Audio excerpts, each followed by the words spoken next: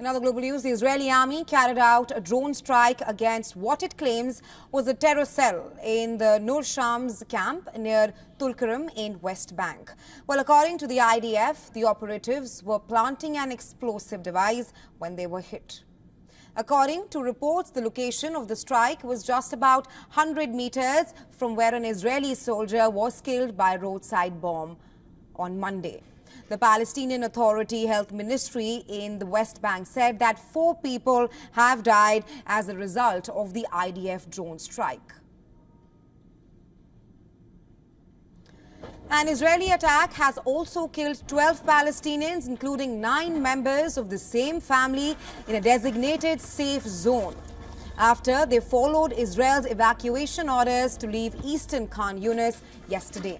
The IDF order to leave Khan Yunis, which is Gaza's second largest city, has triggered 3rd mass flight of Palestinians in as many months, throwing Palestinians deeper into chaos, confusion and misery as they scramble to find safety.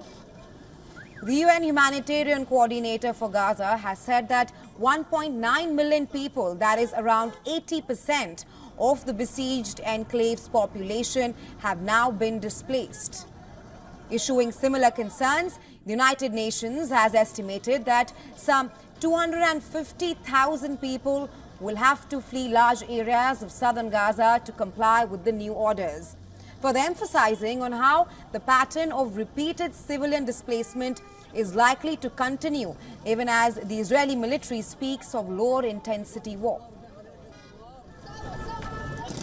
Initial estimates by UNRWA indicates that nearly 250,000 people may have resided in the areas that are subject to the evacuation at the time the order was given.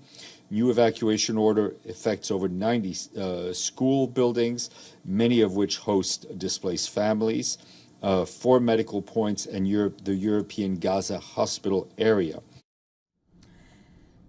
Meanwhile, a day after, Israeli Prime Minister Benjamin Netanyahu said that Israel is nearing the elimination of what he described as Hamas terrorist army, he has now insisted that the war on Hamas would be a long campaign, rejecting reports that the IDF could slow down the operations in Gaza before achieving all of its aims. Netanyahu said that his country would not give in to the winds of defeatism, while the Israeli army chief said that the destruction of Hamas infrastructure would take some more time. On the diplomatic front, French President Emmanuel Macron has urged Israeli Prime Minister Benjamin Netanyahu to prevent conflagration between Israel and Hezbollah militants in Lebanon. During a telephonic conversation, Macron insisted for all parties to move rapidly towards a diplomatic solution and also urged Netanyahu to refrain from any new operation in Gaza near Khan Yunis.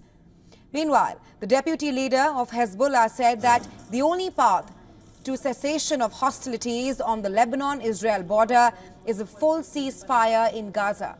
But he said that if Israel scales back its military operations without a formal ceasefire agreement and full withdrawal from Gaza, then Hezbollah's participation in the Israel-Hamas war will no longer exist. However, the Hezbollah leader outlined that the implications of the Israel-Lebanon war are less clear.